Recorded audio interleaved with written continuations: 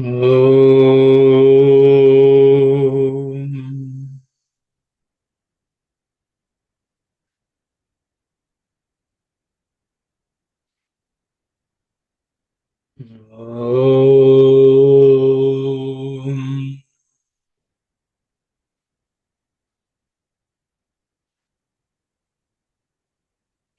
Om.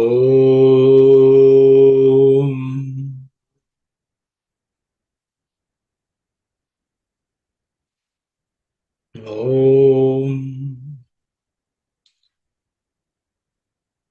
Sahana bhavatu. Sahano bhunaktu. Sahaviryam karavavaha. Tejasvinavadhitamastu. Ma vidvishavahai. Om. Shanti, Shanti, Shanti. Sairam, everyone. So we have been studying the Bhaja Govindam, picking the verses which Swami has used in his discourses during the 1973 summer showers. So the order in which we are studying is slightly different. What we have agreed is that we will pick the verses which Swami has specifically used, and then once that is complete, we will continue with the verses which Swami had not specifically used, so that you have an understanding of the full Bhaja Govindam. Whatever is there in the Bhaja Govindam has been the lessons have been covered by Swami, though he may have not used them specifically, the other verses.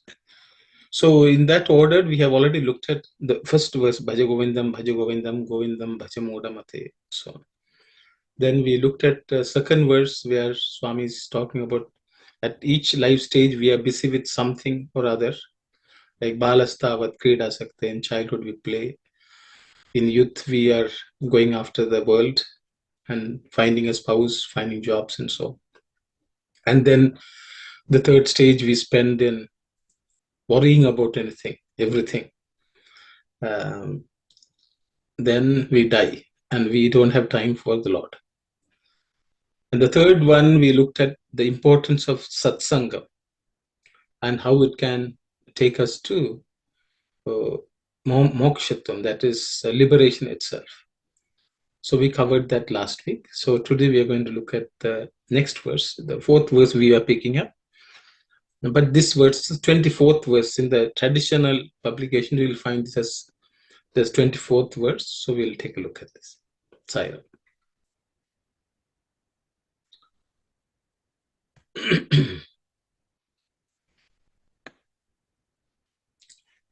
Tvayi mayi Chanyatraiko Vishnuhu Vyartham Kupyasi Maya Sahishnuhu Bhava Samachittaha Sarvatra Tvam Vanchasya Chiradyati Vishnutvam Tvayi Mayi Chanyatraiko Vishnuhu Vyartham Kupyasi Maya Sahishnuhu Bhava Samachittaha Sarvatra Tvam Vanchasya Chiradyadi Vishnutvam Tvayi Mayi Chanyatraiko Vishnuhu Vyartham Kupyasi Maya Sahishnuhu Bhava Samachittaha Sarvatra Tvam Vanchasya Chiradyadi Vishnutva. So in terms of pronunciation, I will just point out a few areas where you have to pay attention. The first line, Tvayi Mayi Chanyatraiko, is reasonably simple. There are no aspirated consonants. In Vishnu, it's also there are no aspirated consonant, but the ish is a cerebral sh, so the tongue has to be raised. The tip of the tongue should point upwards. You bend the tongue, point it upwards, and say Vishnu. Okay, that's the area where you have to pay attention to. The second line, Vyartham. This tha is the second letter in the tha varga or third class of consonant, so it has to be aspirated with a bit of stress or with a little extra air. Vyartham. Kupyasi mayasa hishnu. No other consonant which requires an aspiration. But hishnu, the ish is same as wish. The tip of the tongue should point towards the roof of the mouth, and you say ish. The next line, bhava samachittaha. The first letter bha is the fourth letter in the pa varga or per class of consonants. It has to be aspirated. So it should be bha with a little extra air. Okay. Bhava samachittaha sarvatratvam. The rest of the consonants are not aspirated, so it should be simpler. In the fourth line, vancha. This in and cha, this cha is the second letter in the cha varga or cha class of consonants, so it has to be aspirated. Vancha with a little bit of air. Okay. Vanchasya chiradyadi. No other aspirated consonants. Wish, again the Vishnu comes. So the sha has to be pronounced with tip of the tongue pointing towards the roof of the mouth because it's a cerebral sh. Okay, Vishnutva. So that's in terms of pronunciation. Now we will just look at sandhi splits and see what the individual words are wherever there is a sandhi which has brought together multiple words together. Okay, as a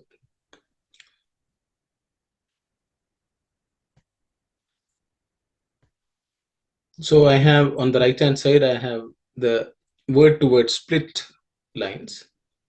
So let's take a look at that. Tvayi Mayi Chanyat Traiko Vishnu. In this, Tvayi and Mayi are words which is individual words. There is no sandhi changes due to sandhi. The next one, Chanyat Traiko, has three words. So we will take a look at them. Cha plus anyatra becomes chanyatra. Cha plus a becomes cha. So that's how you get chanyatraiko. Okay. Now, anyatra plus ekaha, the tra plus a becomes trai. Tra plus a becomes trai. A plus a always becomes I. Okay. So anyatraikaha. So chanyatraikaha is the sandhi. But then this ekaha visarga undergoes a change because of the next word coming. So the visarga becomes O. I think you have already seen. So that's how ekaha becomes eko. Ekaha Vishnu is eko Vishnu because of sandhi. Okay. So that's those are the sandhis in the first line. In the second line, Vyartham and Kupyasi are no change due to sandhi. But the last two words, Mayi and Asahishnu, becomes Mayasahishnu. So I plus A becomes Iya. Okay. So that's how you get Mayasahishnu by putting together Mayi and Asahishnu. In the next line, there are no changes at all due to sandhi. Bhavasamachittaha sarvatra tvam. In the next line, there is this one sandhi. Vanchasya chiradyati. So there are three words which go to make that compound word. And so when we split them, it is vanchasi, achirat, yadi. Let's look at the changes. Vanchasi, the C plus A becomes sya.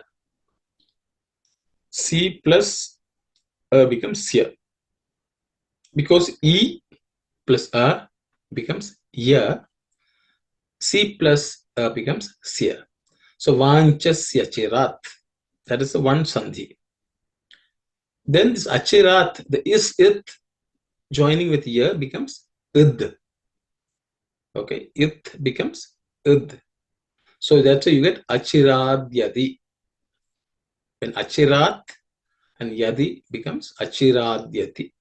Okay, but when we put all three together, it's vanchas yachirat yadi. Okay, Vishnutvam, it's a simple word, so there's no sandhi change. So now we will look at the word-to-word meaning.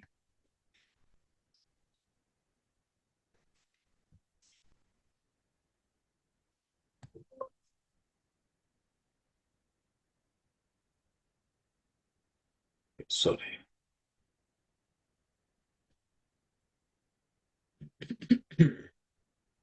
The individual words we'll look at first, and then we will look at the meanings, putting them together. Twayi. Twayi is the seventh noun form of the simple noun tvam. Tvam means you. Twayi is the seventh noun form. So there are in Sanskrit, there are 7 vibhaktis, different noun forms. This is the last one, which means in you, on you, at you, that kind of meaning. Okay. Twayi, so in you. Okay. The second one is Mayi. Mayi is the 7th noun form of the simple noun aham. Aham means I am, me, I. So Mayi is the 7th noun form of the simple noun aham. So which means in me. It's the meaning I have given here. It can be in me, on me, at me, things like that. Or within me, all that is 7th noun form. Okay. Cha is and. So in you, in me. So you can take it as in you and in me. Twayi mayi cha. The next one is anyatra. Anyatra, anya means other. The addition of tra is to indicate a place. Tra has multiple meanings, but in cases where it's used in terms of defining or referring to a place, it means anyatra means in other place, in another place. Okay. Anya means an outsider, elsewhere. So that's why I've given the word elsewhere. So in you, in me, and elsewhere. Twayi mayi cha anyatra. The next word is ekaha. Ekaha means one. One as a person, you can say, because ekaha, ekam means it's a neuter gender. That means it refers to an inanimate thing. Ekaha is generally referring to it's a masculine tense, masculine voice. Okay, so it is ekaha is one person. Okay, who is this one person? In you, in me, and everywhere or elsewhere. There's one. Who is that one person? Is Vishnu. Vishnu. We all know Vishnu is, as one of the trinities. But Vishnu also means one who is present everywhere in this world, in this Vishwa. So Vishnu is the one who resides in every being, is residing in everything in this creation. By being there, he actually supports it, maintains it. Okay, keeps everything running because Vishnu is in everything and everyone. So that Vishnu. So in you and in me and in everything else, everyone else, there's only one person who is Vishnu. That's the meaning of the first line. Then let's look at the second line, which starts with Vyartham. Vyartham means just waste. It's useless. Okay, Vyartham means useless, meaningless. Artha also means meaning. Artha, it becomes Vyartha. That means meaningless, without meaning, or you can say meaning, beyond meaning also, but in this case, it's because the words take on certain meaning because of the context in which it's used. So here the meaning is useless, meaningless. Vyartham kupyasi. Kupyasi means it's telling about the present tense verb of relating to a person in front of you. You. Tvam kupyasi means you are angry. Okay. Tvam kupyasi means you are angry. In a meaningless way, useless. You getting angry is useless. It's a waste. Vyartham kupyasi. Okay. Mayi. So I put the you in brackets because in Sanskrit, the ending of the verb will denote in relation to whom it is used. So you don't really need the word tvam or you. It is implied in the word kupyasi because the end asi basically refers to a second person. Okay. Then the next word is mai. We have already looked at. I have said it's seventh form of the noun I. But here I have used the word at. You can use in also, but I thought at is a bit more appropriate when you translate. All of them mean, my can mean in me, on me, at me, within me. All that can be my. Okay. The next word is asahishnuhu. Asahishnuhu. So the most important word in asahishnu is sahana. Saha. Sahana. Saha means together. Sahana means forbearance, patience. Asahishnu. Asaha. So we'll take sahana, and sahishnu means one who has. Sahana is sahishnu. Okay. Sahishnu, you can see sahana is present in every part of the person. Sahishnu. Then the word a in the front, the letter a, which is a negation of sahishnu. Asahishnu means one who does not have patience or forbearance. In Tamil, we'll say sahikrada, is one who is unable to say, because there are many of you at Tamil. So asahishnu means one who cannot be patient. So impatient or unenduring. Because sahana means to endure something also is sahana. So I use the word unenduring. So the second line says, you are getting angry in me or at me because you are so impatient. See, in life, all of us get angry because we are not patient with somebody. Because we think this is the right and this is the right way to do. The other person may have not come to that point of understanding. When they have not come to that point of understanding, they may do things differently compared to our own expectations. So we get angry. All anger is because we are impatient with somebody else. Maybe they have not become as good as us.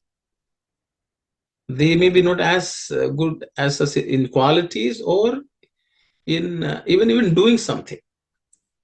So impatience causes anger. Then Shankara is saying it is waste. It's useless. It's of no use to the person who gets angry and the person who is getting angry at. So that is being covered by this line. Vyartham kupyasi mai sahishnu. Then we go to the next line. Bhava. Bhava is an instruction. Be something. Maybe I think you all know Dirgha Sumangali Bhava. You bless somebody. Maybe you be long live. May you be a Dirgha Sumangali, Ayushman Bhava. Ayushman means you will live for a long time. So Bhava means be. It can be a blessing, it can be an instruction also. Be that. Okay. So it's an instruction. Imperative mood, as in terms of tenses, we would say, of a verb. The next one word is Sama Chittaha. So the Bhava means already be. Sama means equal. Chitta means one who possesses a mind. In this case, Samachitta means be of equal mind, which is basically to be equanimous. Sama also means balanced, unperturbed. Okay, so be unperturbed, be equanimous, be equal-minded. Swami always says samadhi means people think suddenly you're falling, unconscious. No, that's not samadhi. Swami says when you are equal-minded in all situations, in all circumstances, that is samadhi. That samadhi is nothing but samachitta also, unperturbed state. Bhava samasichaha. The next word is sarvatra. Sarvatra means in all places. Tra, as I said, when it defaults to places also it's used. Anyatra we looked at. So here sarvatra. Sarva means all, every. Sarvatra means everywhere, which also means in every circumstance. Every circumstance is also sarvatra. Even though it indicates a place, it also means every circumstance. Bhava samachittaha sarvatra. Tvam means you. You is as if selling somebody in front of us. Tvam also means the Jivatma. The created being, the Atman, Jivatman, which all of us are, is also referred to with the word Tvam in the Upanishadic sense. Like if you know, Tat Tvam Asi. That you are. That is Paramatman, the consciousness which pervades the entire universe. Tvam is a small spark, a tiny dot, which is the Jivatma. Tat Tvam Asi. So this Tvam also refers to the Jivatma. So every Jivatma is given this. So it's like as if we are also telling. It's not somebody else has to tell us, or we are telling somebody. We are telling ourselves. We are telling ourselves, Bhava Samachitta Sarvatra Tvam. It's an instruction to us also. Okay, so if when Swami would say or God would say, it's like a blessing. So Bhava Samachitta Sarvatra Tvam. In all circumstances, in all places, be of equal mind or equanimous. We'll go to the last line. Vanchasi. Vanchasi is a verb which relates to the second person. Tvam vanchasi means you desire. So that's why I put the word you, because you is implied in this word vanchasi. This verb ending si refers to a second person present tense. So you desire. Okay. So by being equal-minded, you will desire. What will you desire? By becoming equal-minded, the desire for something crops up in, because the desire becomes as vancha is desire. Vancha kalpataru, that's the words like that. Vancha means all desires are called vancha. So vanchasi means you will desire. If when you become equal-minded in all situations, you will desire achirat. Achirat means immediately. Chira means long time. Chira refers to longer time. Like Chiranjeevi means one who lives for a long time. So Chira means long time. Achira means not long time. Okay. Achirat, the ending, which is the fifth vibhakti ending, you can say. So without delay, without taking too much time. Okay. What do you? Yadi. Yadi is a connecting word, you can say, which is used in many different senses. It can multiple meaning. Here I have given the meaning rather. So we desire for this and that, everything in this world. But becoming Samachitta would rather desire Vishnutva, the omnipresence. Vishnutva means the state of being present everywhere. Okay. So we will desire that state. Or we will desire a merger with Vishnu. Or we will desire to become divine. Vishnutvam also can be, say, divinity. So we will desire divinity in us and in everything. So that is the meaning of each word-to-word meaning. So I thought now we will read Swami's discourse. Actually, I have put the entire discourse here. But to the extent to which we can read and study, we will study. Because I was trying to see which portion to take, and I felt every portion was very good.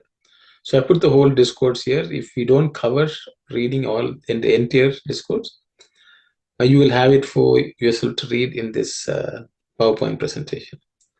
Okay, so we will move on to looking at the explanations Swami has given to this verse. So I've taken the first two lines. Tvai mayi chanyatra eka Vishnu. In you and in me, there's only one, who is the Lord Vishnu. Vyartham kupyasi mayi asahishnu. You are getting angry on me, at me, impatiently. Okay, which is useless. So let's see what Swami is saying. Today, I have given you one of the important verses from Shankara's Bhaja Govindam. And I wish to tell you the inner meaning of this verse with a view to clarify some kind of conflicting idea which you may be having in your minds. When we are able to realize and understand the significance of the statement that God in you and in me is the same, that oneness is nothing but the Atma Tattva. And that the Atma is identical with Brahman. The ignorance in us will be removed. This is the one truth. And this truth is independent of the different forms and different names which we come across in this world. Irrespective of the forms and names, there is a single reality in all that we see, and that is Brahman. After this, Shankara stated that if you have no patience, your anger is fruitless. So I'll pause here. Swami says, anger is fruitless, especially when we are impatient. So maybe anger is useful when we have patience. Because anger is also an emotion sometimes which is useful to do things, but Swami is saying you have to have first patience. You need to have forbearance. And then anger is used as a tool to accomplish something, but it will not hurt or harm and become a waste. Because sometimes when we are angry and we say something, it can become a waste. That Swami is nicely, that one sentence itself is possesses so much meaning. We'll continue. Such anger is even harmful to you. That your anger, which arises from a lack of patience, helps your unhappiness to grow, is also implied by Shankara. The ability to control this kind of anger will come only when you can develop equanimity in your mind. In order that you may be able to acquire this equanimity of mind, you have to make some inquiry. In the third line of the words, it has also been said that you will have such an ability if you can see the oneness of all the creation around you. The same thing has been said by Prahlada when he asked, who is it that gives the strength to all the persons, weak and strong, human and superhuman, and in fact everyone in this world? He who gives strength to everyone is the strongest of all. Prahlada taught this lesson to his father.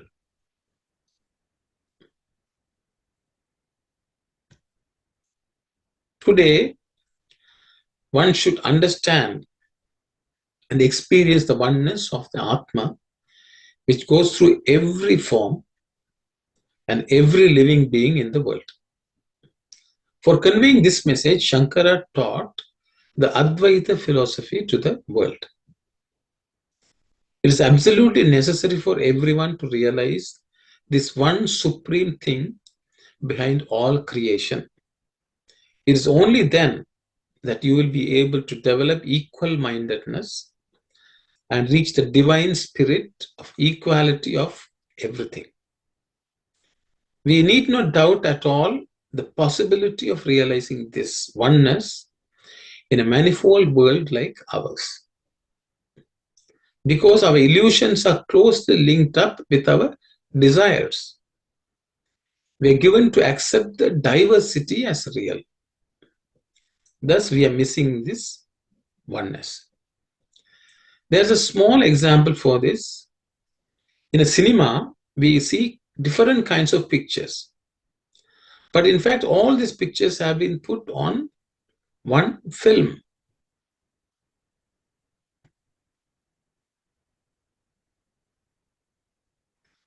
The differences are not being caused by the electric light.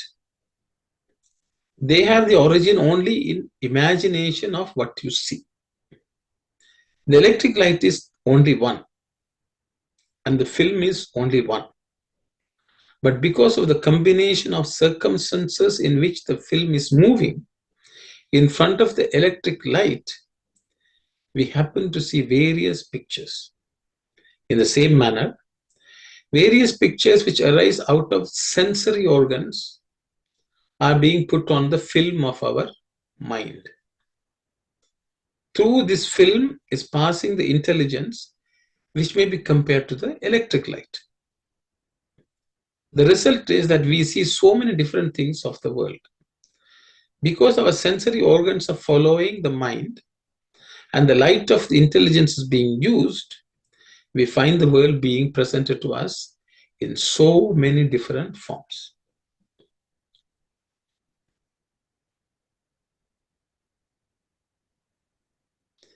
If these organs are able to go to the heart instead of the mind and intellect, we will then be able to see the true nature of yourself and of the world.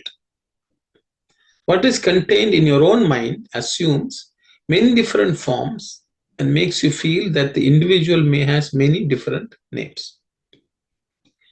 Your own illusion causes you to see the diversity of the world. When we make an attempt to realize and understand this real situation and the nature of Atma, then the diverse names and forms that you see in the world will no longer trouble you. You will be able to fix your attention to the divine aspect, which is one and not many. For instance, if you think of one individual acting in 4 different pictures or in 4 different acts of a drama, assuming 4 different roles, and if you want to answer the question whether this person is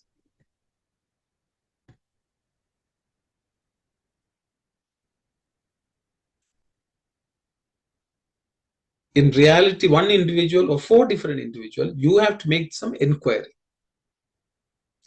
Similarly, one individual, that is the Atma Swarupa, either in the waking state or in the deep sleep state or in his samadhi state, is feeling that he is having different names and forms.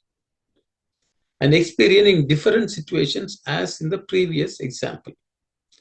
He, in consequence, feels and thinks that he is four different persons.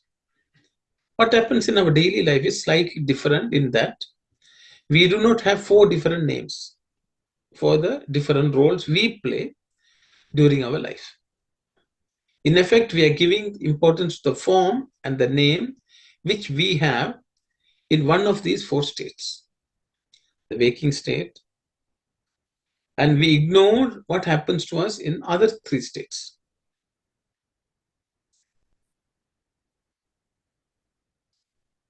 Again, to be able to realize that what exists in these four states is one and the same Atma Swarupa, we will have to go through some exercises of the type prescribed as yoga. By yoga, we also get equal mindedness. By the good deeds done in our previous births, we get Vishnu Tattva, or the aspect of Vishnu. In order that we may get these two qualities, the aspect of equal mindedness and the aspect of Vishnu, it is necessary that we have to pay heed to the injunctions laid down in the Vedas. We have also to follow the paths that have been prescribed by the Shastras, as well as the paths shown to us by the elders. Because we have trained ourselves in seeing only the external world, we have lost our capacity to develop inner vision. The tree which gives us what we want has been described as the Kalpa Vriksha.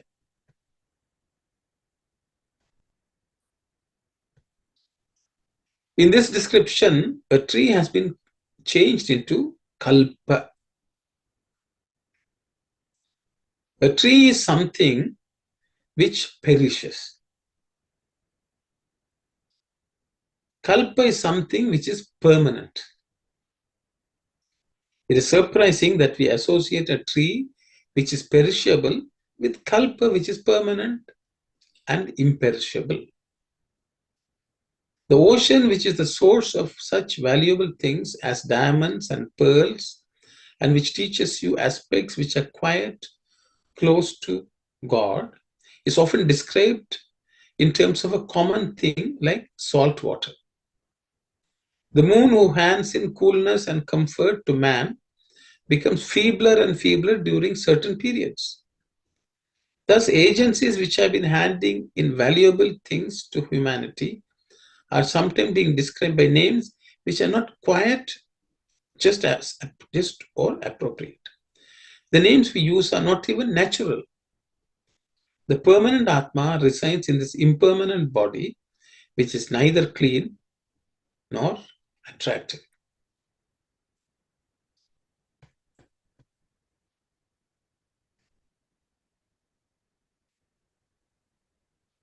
However, the organs which depend on the body, the mind which depends on the organs, the intelligence which has an association with the mind, all seem to follow the body birth after birth. For that reason, some qualities which come with the organs, the mind and the body, seem to remain with us as residuary ones in each birth of ours. The crow eats bitter leaves and takes pleasure in so doing. The cuckoo eats tender mango flowers and enjoys the sweetness in them. Ordinary people in their foolishness enjoy trivial things. They'll be deriving pleasure from the illusory world. On the other hand, people who have developed equal mindedness will be enjoying permanent things like being close to God.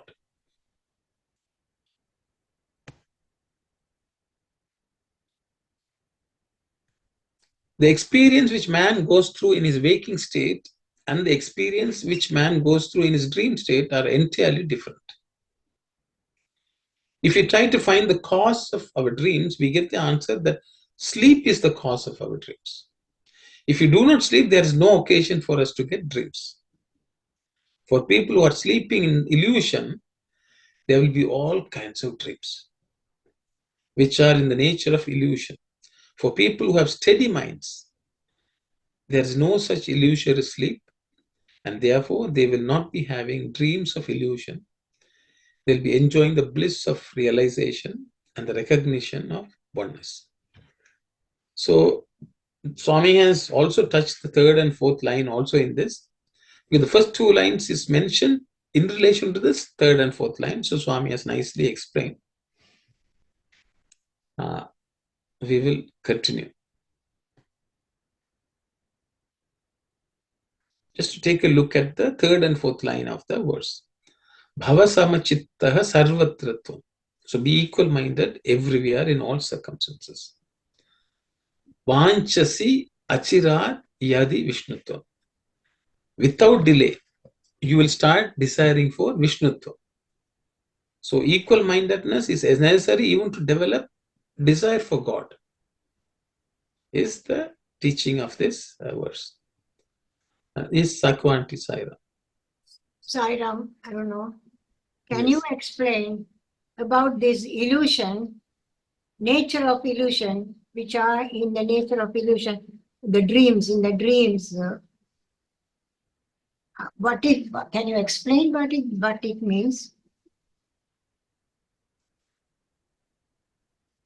Auntie, so you are referring to, I think, what Swami is telling, because Swami is comparing whatever we see in the waking state as nothing but dreams which we experience in our sleep. They are not permanent. They are something which have temporarily appeared in front of us. But what is permanent is God, that one divinity which is everywhere. So Swami wants us to cultivate the understanding that what we experience in our waking state is also a dream. A dream dream comes to us only when we are asleep. That means ignorance is the cause of all our illusions in this world. Just the way when we sleep, we don't know what is right, what is happening, what's not happening, a dream appears. But which actually is not real, which is not something which you experience when you open your eyes. So that is only a figment of imagination which happens in our mind. That happens because, Swami says, because we are sleeping. We are not awake. Because we are sleeping, we see dreams. And we don't even have control over the dreams. But we are not really affected because we are sleeping. So the same way, when we awake also, Swami says, whatever we perceive is something which we have imagined. And we don't see the reality. And how do we cultivate that? And then the next rest of the discourse talks about it. Thank you. Thank you. Good or bad, happiness or sorrow, and such are the things which appear to be different and the opposites of each other are in reality one and the same, and are like two reflections of the same object. Our Vedantins have said that there's only one thing, and that is Brahman, and there's no second to that one Brahman. We may ask how we are experiencing diversity and missing the oneness in a situation where there is only one thing, namely Brahman. If I ask the question, who amongst you is Krishna? Someone will respond by saying, I am Krishna. If I ask the question, who amongst you is Rama? Someone else will respond by saying, I am Rama. In this conversation, you see that Krishna and Rama are names appropriate to different individuals with different forms, but in the replies, all of them said I. This I is common to all of them. This I is everywhere.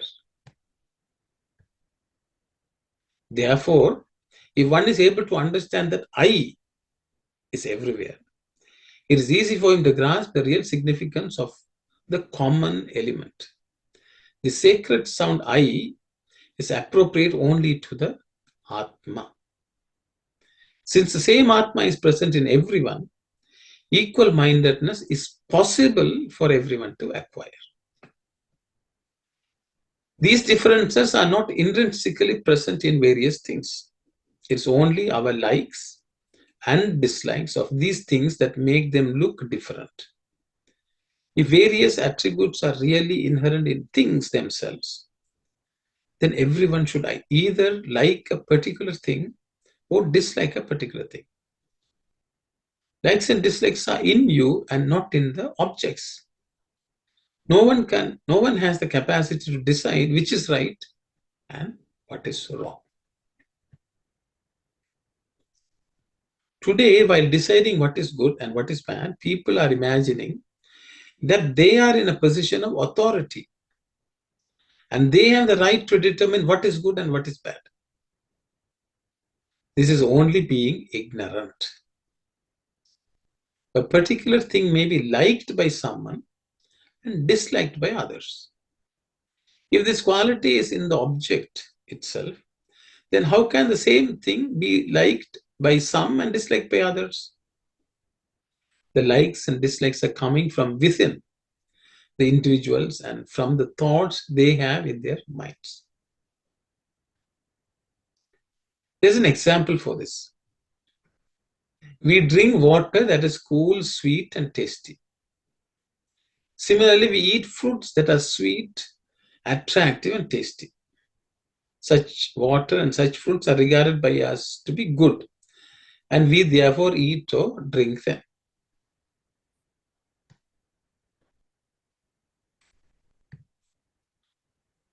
But within minutes, this water gets converted into urine, and the fruits get converted into excreta, both of which are regarded as bad, and we reject them. How are we going to decide what is good and what is bad? What we believe to be good is turning bad within a few minutes. This good or bad is the result of our own creation. However, when we look at various things in nature as a result of changes that take place sometimes, they take different names and forms. Gold, for example, when taken out of the earth, is in its natural condition, does not have much value. When we refine this natural mineral in many ways and purify the gold, it acquires considerable value. If you take the view that whatever is natural is the true form, then we have to explain why natural gold after treatment and purification acquires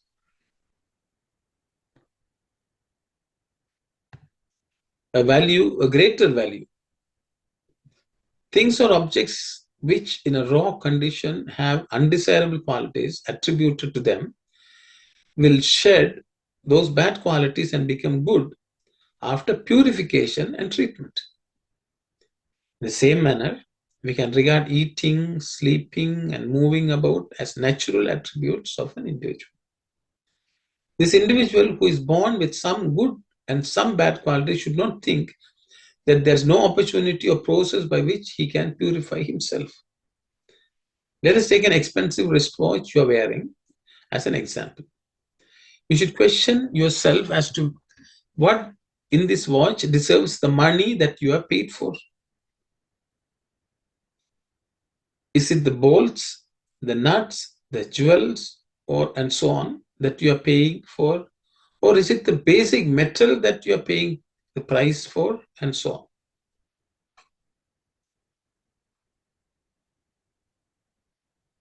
If you put this watch in fire, the net result will be that you will get metal and metallic ash worth only a few paise.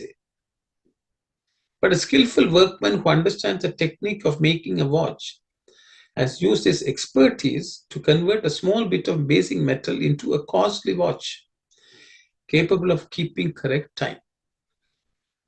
This is the process of purification by which he has got a valuable watch out of a valueless metal. This process by which one is able to purify the metal and turn it into a watch is what we paid for. In the same manner, When an individual is born as an ignorant person, there's a process by which he can purify himself. This process consists of seeing good people, listening to good people, speaking to good people, and following the advice of good people.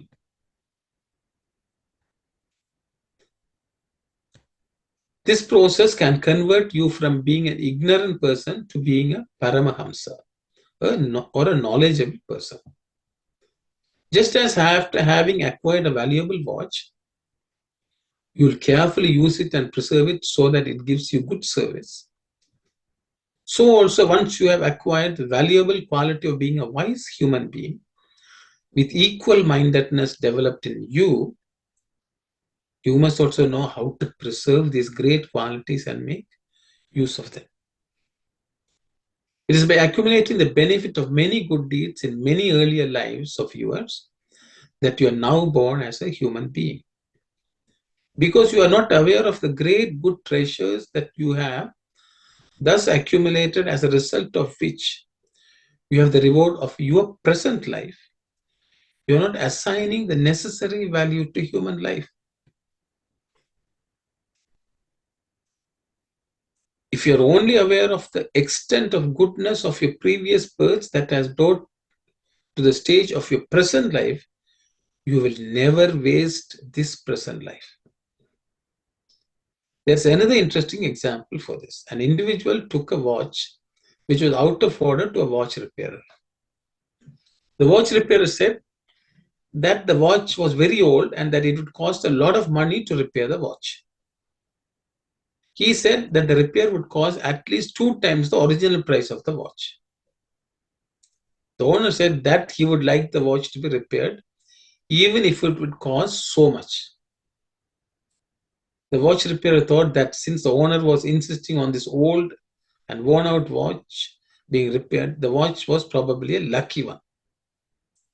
He replaced the old parts with new parts, repaired the watch, and gave it back to the owner. When asked to pay the price of repair, the owner gave the watch repairer 2 slaps. The person standing by handed him over to the police. And when the police asked him to explain why he beat the watch repairer, he said that he was asked to pay for the repair of the watch twice the price he originally paid. He paid originally when he acquired the watch. Since he had not purchased it, but had obtained it by giving 1 slap to a person, he gave 2 slaps to the watch repairer. If that man really knew the value or the importance of his watch, he would not have given the watch for repair. Similarly, today, we do not know the value of our human body. We are devaluating it and wasting it in a purposeless manner. To think that somehow we got this human body more as an accident than for a purpose, and to think that we should feed it with all the pleasures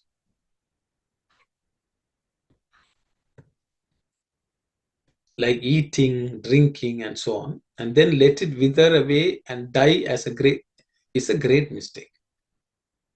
It is not proper to spend our life in such a thoughtless manner.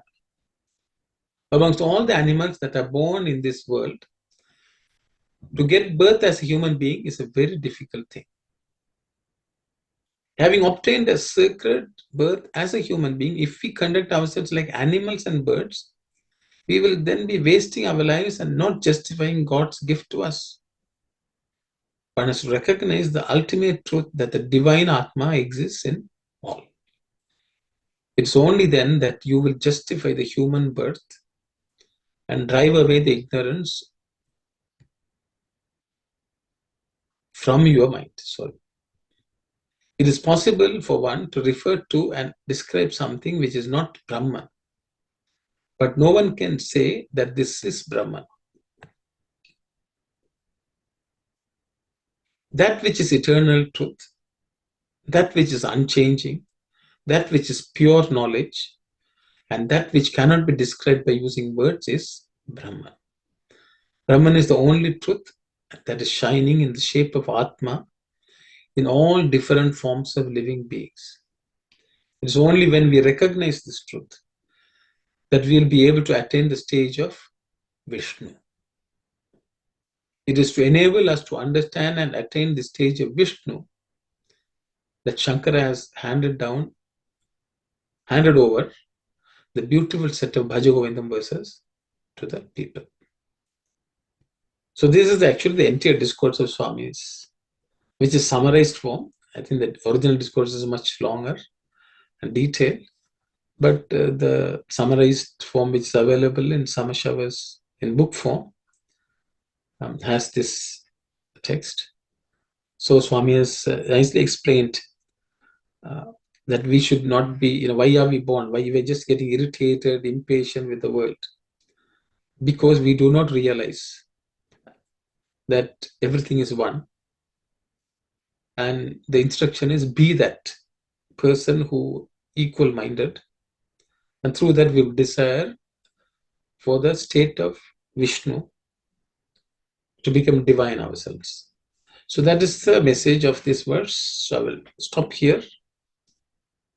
I don't know whether Swami has covered a lot. Swami in very different ways has explained how we lead our life in a very wasteful way, not knowing the value of the body which has been gifted to us through many good deeds we may have done. So he says, if we know how we got this body, we will work harder for something better in this life. So I will stop here. If there are any questions, I will, Sairam Kalyani, please go ahead. Sairam, uncle, could you just explain again, like that story with the watch repair and the man giving two slops? What exactly is the significance of that? Very nice question. This story actually relates to this word. Because in this world, we get angry and hurt and harm people without realizing that they are also, within them also there's divinity. The world is actually trying to repair us. The world is trying to repair us, but we get upset. Because the watch repairer is God. God present in this world is actually working on us. Once we are repaired, we will be equal-mindedness. We will be equal-minded. Why we get upset, what Swami is saying is, we don't know the value of us, which is divinity.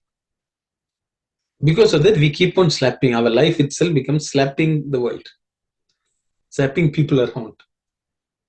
So if we get angry impatiently, without realizing our value, then we are like the person who gave for repair of the watch and slapping, because he doesn't know the value of, he doesn't know what is the value. He thinks the value of the watch is slap. If he knew what was the real value of the watch, because he stole it. So if we lead a life like this, without knowing the value of our own true self, we are like the fellow who stole a watch by slapping. So why Swami says is, the fellow who does not know the value of the watch, when it gets repaired, he will repay it only with a slap. So the real reason we are born in this world is to repair, to be repaired. And the Lord is repairing us through the entire world, people who we come across. So what is the repair is realizing our equal-mindedness, realizing our divinity. That is the process which actually the world is trying to do, if God is trying to do. And if you do not benefit that, without realizing the value of who we are, then we are like the person who gave it for repair and slapped. The person who knows the value of the watch will pay the double value of that. So that means once we know the divinity in us, the value of divinity, we will actually repay everything in everything in this world with divinity. Double the divinity. So do we want to live our life like the person who does not know the value and keeps on slapping? Or do we want to live as a person who knows the real value of us, which is divinity, and spread that divinity around us? So that is the message from this example. I hope. Thank you so much, Uncle. Yeah, thank you. That makes so much sense. Yes, I know. See, Swami tells funny stories. Sometimes we'll say, oh, it's a nice joke. But in everything he says, there is a truth, which, you contemplate and meditate on it. It is just phenomenal. Next time when we slap or hurt or harm, we should ask the question, do I know my value? Do I know what I am doing reaches the Lord? Then it changes everything. Then even if we are using anger as an emotion, we will know with the value of knowing who we are. And so it will neither hurt us nor it will hurt other people, harm us or harm others. And that's the message from this.